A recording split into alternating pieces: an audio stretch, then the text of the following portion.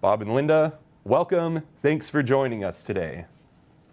It is our pleasure. Yes. We are excited to be here. Yes. And so I'm so glad that you said hey to everybody. So where do we go from here, Marcus? Well, give us a short preview of what we're talking about today and what you have in store for all of our XO Now subscribers and the audience on YouTube and Facebook.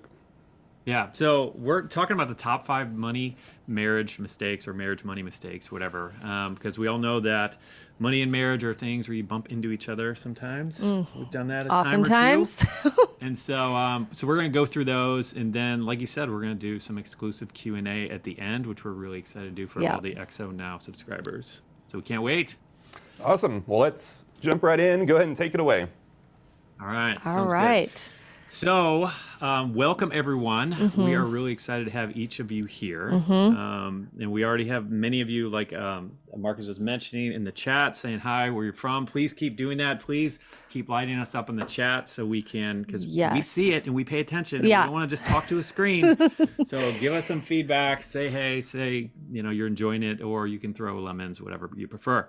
And we are bringing you really rich content today. Like, this is some of our best stuff that we have to offer you. But some of it might seem really simple. And I think this is what's so interesting about simple advice, is oftentimes it is the most impactful when you actually implement it. So we know that you are here to see change and that you guys are all in already, but we just want to even give you a further nudge. Like, even if you seem like, man, that doesn't seem like it's going to make a big difference. Like, trust us. We're not trying to waste your time. We will not waste your time. Stuff works, and we'll get into more of that. But so let's go all in. We're all in. Yeah, but we want to start and just pray real quick. So, God, we just invite you into this session, into this conversation, into everything that we're talking about today. And Holy Spirit, I pray that you'd speak through us.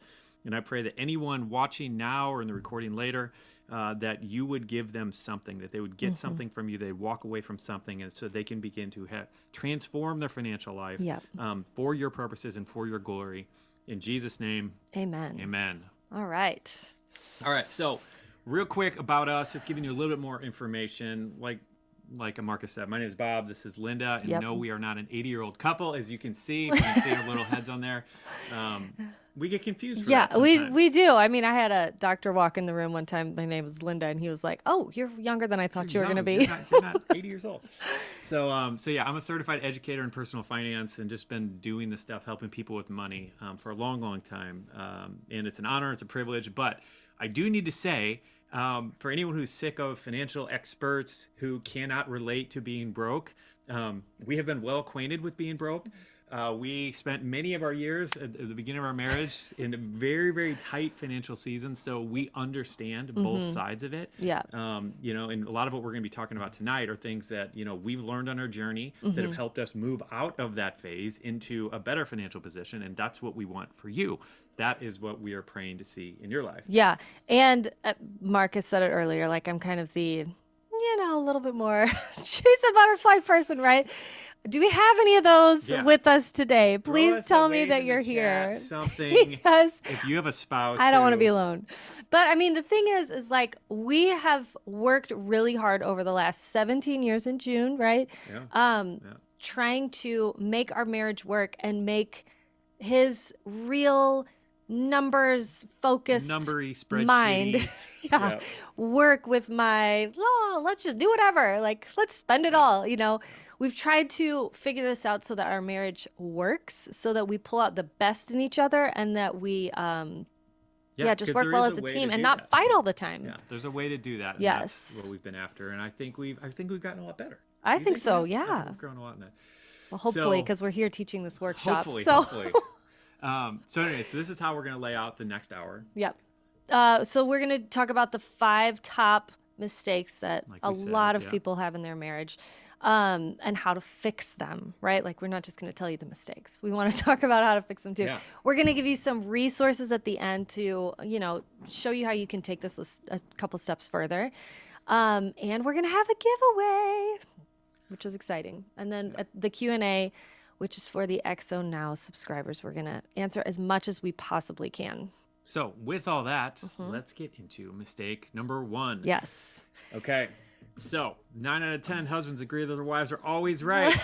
And the 10th one has mysteriously disappeared. No one's ever heard from him. Yeah, I mean, I think this is a huge one, is not chasing after unity in this area with your spouse. Yeah. So And this is not a push button fix. Like, we know this because I think we all want unity, Yes. especially when it comes to money in our marriages. And we know that this isn't, oh, you just push a button. You just do one thing and that's instantly solved. Like, Right. these are not simple things, but we are going to go over a few different tips, things that have helped us, things that have helped our readers that we've seen over and over again.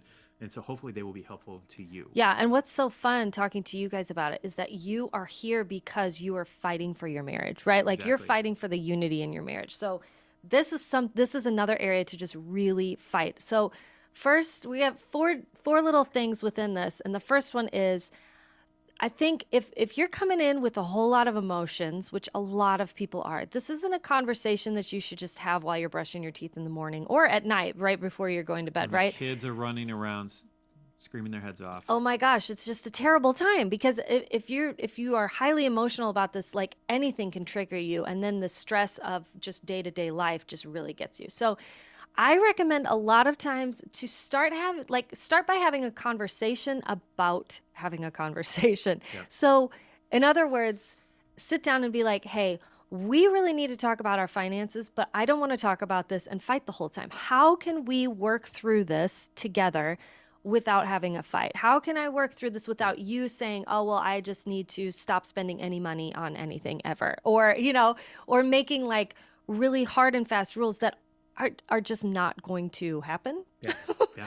Like we're just going to cut the budget in half and no one's going to spend any money on anything. It's like, that's not a realistic solution. So what do we do to like work through this problem? I think just having that conversation up front seems like a great place to start. Yep.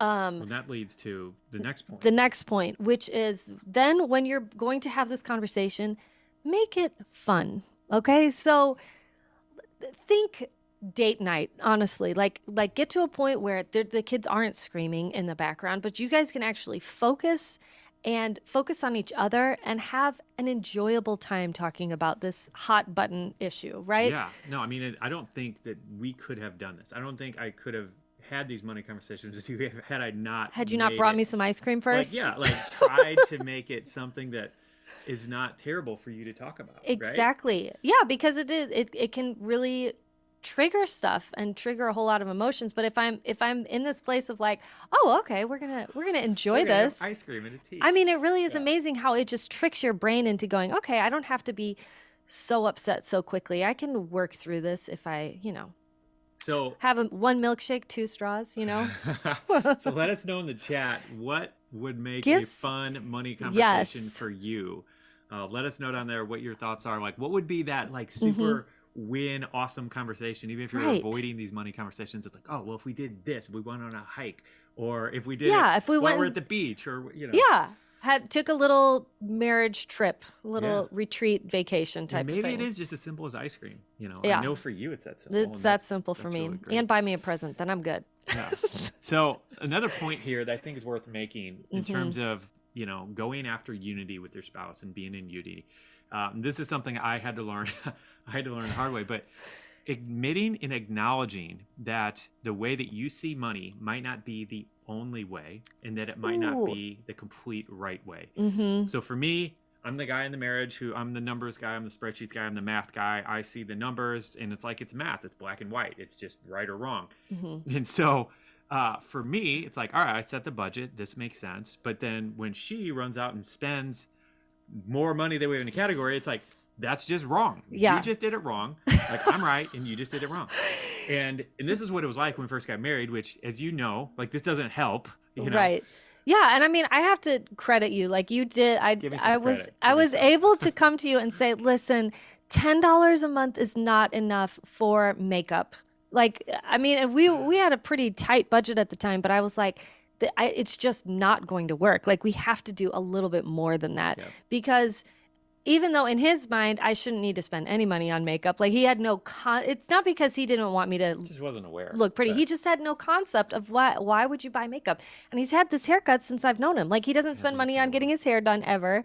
So it's like, that's fine, but because I wasn't the numbers person, like I still had a lot of value to add to this conversation. It took me a while to realize that. And God kind of revealed that to me in basically showing me that he put us together for a reason. Yeah. Like absolutely. The things that I might think are her weaknesses in terms of the budget are not actually weaknesses. They're strengths that she has that she brings to the marriage. And and I just had to humble myself and admit that, all right, she has some value to add here, and therefore, how can we work on this together? At the same time, my value to add. Absolutely. You know? And honestly, I had to give myself a little bit of credit too, because for a long time I thought, well, he sees all the numbers and he knows math better than I do, because I'm really bad at math.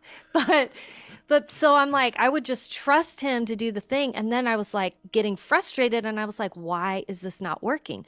Well, it's because I wasn't communicating the thing that was going to be helpful to me. So once I realized I actually had value to add of like, hey, we need to put some money in here for date nights, because he was just like, let's just, make the numbers work as best as we can. But that wasn't practical for our lifestyle. So yeah, that was a really big one that helped us a lot. Yeah. Okay, so number 4 in here is pray together about your finances. Like, what's so powerful about this one is that if you're not in unity with the way you think about things, you can get in unity in the spirit, right? Like once you do that and you're like, okay, we're actually pushing forth God's vision for our finances and for our marriage, that really brings you together. Yeah. And so it really creates this unity and this bond of like, we want to push forward what God wants instead of our own selfish desires. Yeah. And that really helps. Yeah, it's like glue. It's like gel. Yeah. Like it's a bonding agent, when you're praying together. I mean, Bob wrote this down in our little notes here, and I'm like, this is so good. It's like fight in prayer like someone is trying to steal your marriage, because they are. Like there is a real enemy that is trying to bring tension in your marriage and make it so that you're not in full unity, so that you can't move forward in this area. So the prayer is going to be such a huge key element to unity for you guys, but also like fighting against the enemy who is trying to pull that apart, right? Yeah, exactly. And if you need help, because we've talked to some couples, it's like I don't know where to start. Like, how do we start some prayer conversations? And so if you need help with this, we actually put together a PDF. You can get this PDF; it's completely free. Just go to that link or that QR code, and it has a handful of prayer starters, things that we've prayed for years, as well as a whole bunch of scriptures to stand on to pray over your financial life. So. So hopefully you find this helpful. A lot of our readers have really enjoyed it and found it to be a helpful tool. So if you need help, if you need a little bit just a head start on some of this and some of these prayers to be praying, you can run ahead with this. Yep. All right. So with all that, we are going to hop over to mistake number two, which is not having some no judgment money for each of you. Okay. So oh man. People really like to spend money on some really odd things. Like, does anybody have a spouse? Like, throw it in the chat. If you have a spouse, we want to know. Like, I can't believe they want to spend money on that. I mean, okay, so here's a great example. I remember one time I went to go buy a gift for someone, and the only thing he had on his list was a tiny replica of a Stanley Cup. And I was like tiny little, and it was like $50. I was like, man, you in your wildest dreams, like this is the only gift you want. This is the only thing on the wish list. I was like, if that's what you want, that's fine. But man, that to me, I was like, I would have never thought to even buy that for this person. Like, okay, so for anybody who knows this meme, yes, treat yourself, right? Like, let's explain that because that's really funny. Okay, so the treat yourself day, right? Like they go out and they're like buying what? They're indulging. Like the whole idea is to indulge in whatever you want. Go get ice cream, go get coffee, go get whatever. They're getting massages. They're like buying Gucci clothes. Like they're just going for it one day a year. But this other person comes along with them, and they're trying to fit him into the mold of what they like to do. And he's like, I hate this. They were doing acupuncture, and he's sitting there so tense. And they're like, you're supposed to be relaxed. Like, why aren't you relaxed? And they finally say to him, what could you, like, if you want to blow your money, like, what are you going to buy? And he buys, like, a really nice Batman suit.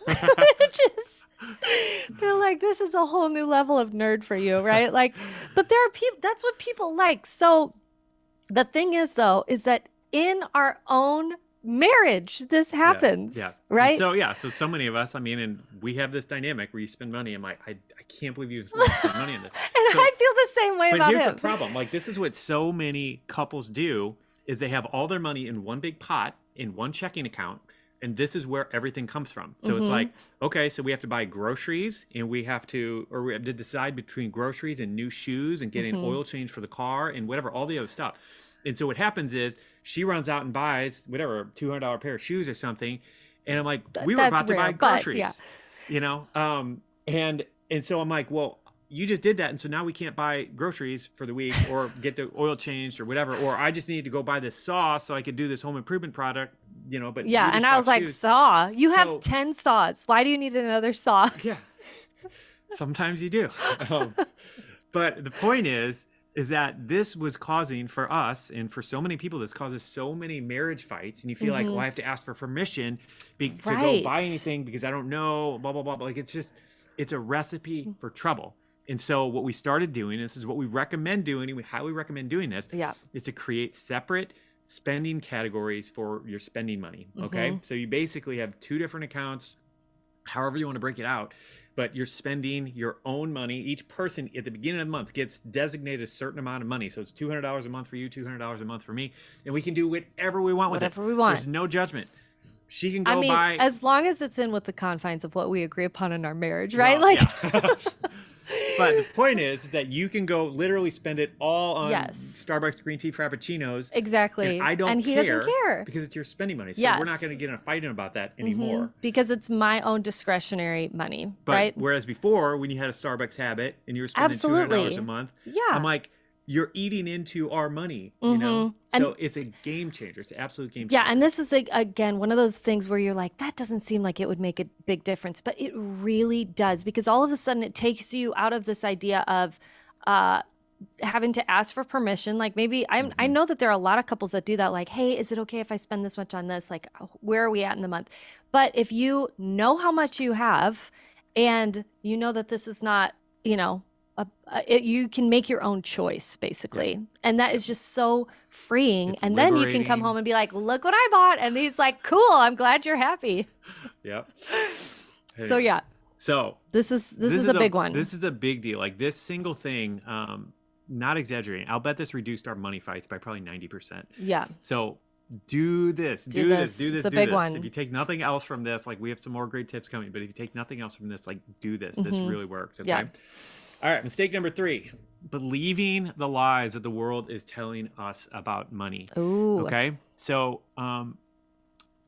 the world wants us to believe that money is the goal, that that's the thing that's going to make us happy, that that's the thing that's going to fulfill us, that that's what's going to provide us the security, or that's what's going to finally make us feel important, that we have a big salary or make us feel powerful. Or really, that's the thing that's going to bring us peace, is that we've accumulated enough money.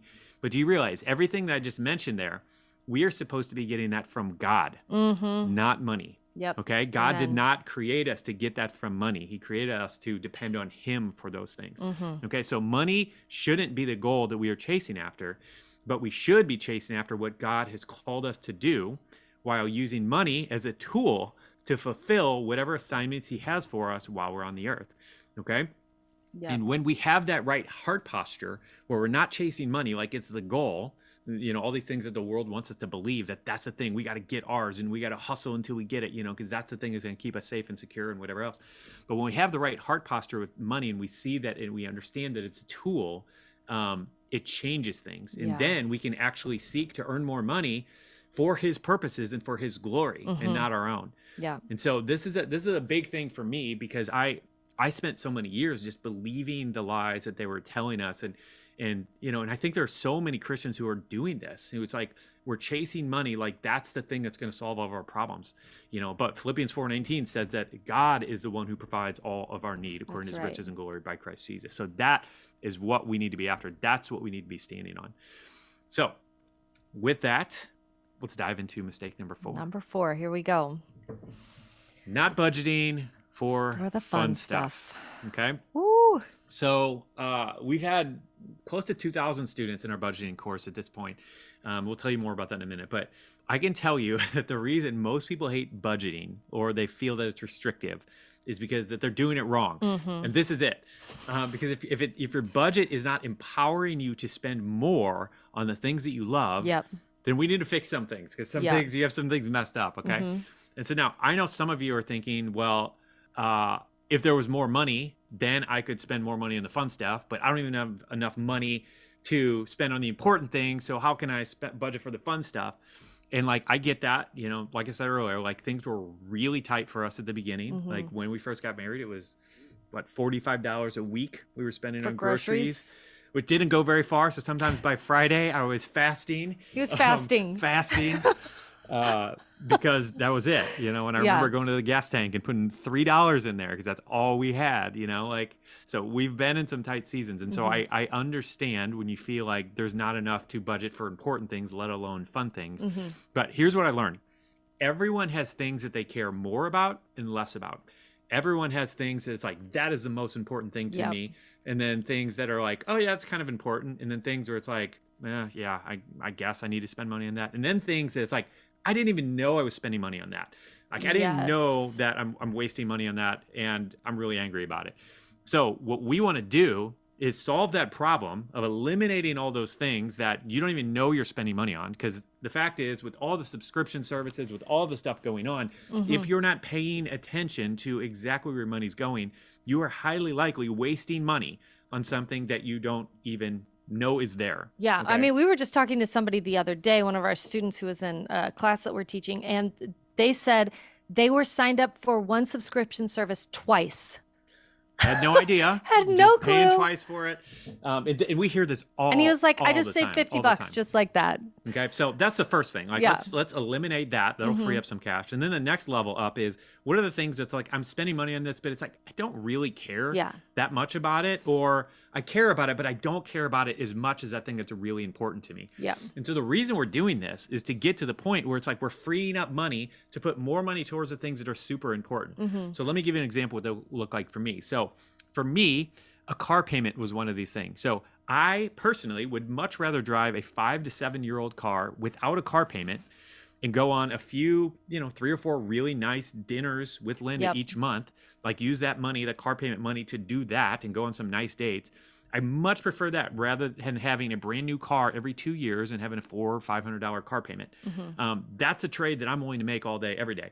Now, there's some people, some of you might be like, I just want a really nice car. I don't care if we eat microwave dinners every single night, but I want to be driving a Benz, or I want a Range Rover, Tesla, or whatever. Yeah.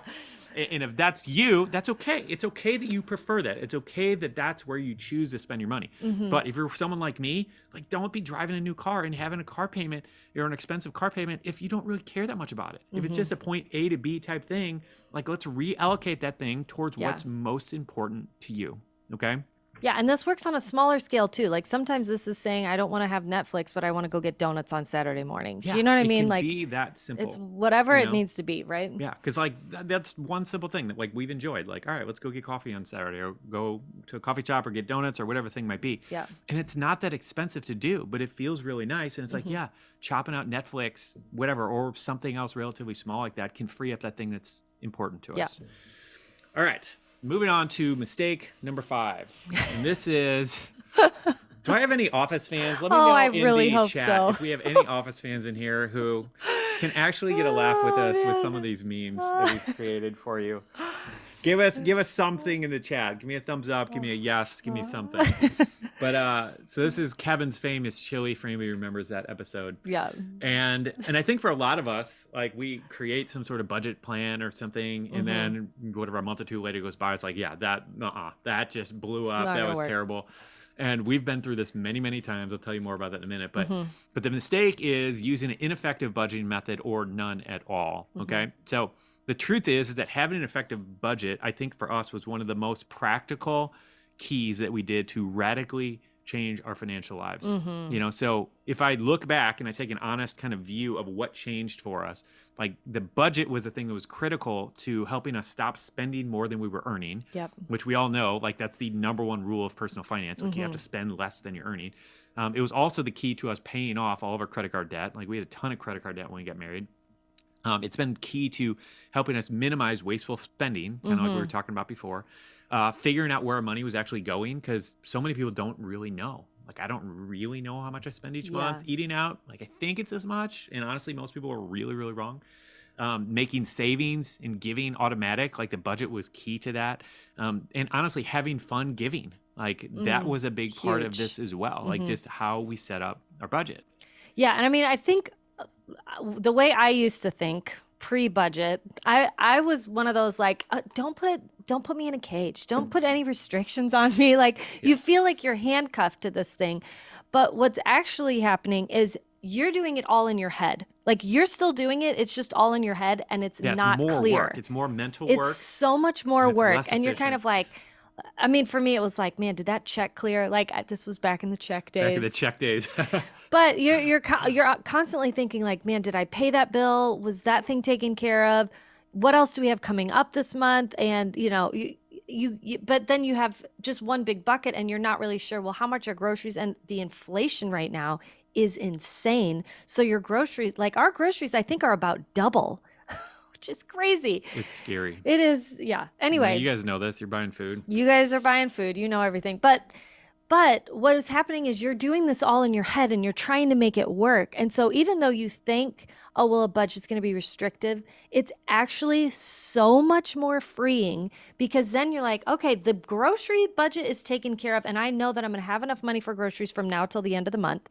And now I can buy that pair of sunglasses that I really wanted to buy Yep. because I know Without how much feeling money. guilty. Yeah. Like, and that's what's so powerful. And about it. without him caring. Yep. Like that's what's so good. It's like he doesn't care that I get new sunglasses, but I really care about it. And so now I know I have this idea of what's there, that the important things are already being taken care of. I don't need to know or I don't need to panic because my rent hasn't been paid yet and panic at the end of the month, So yeah, it when it is done right, it will bring relief and freedom.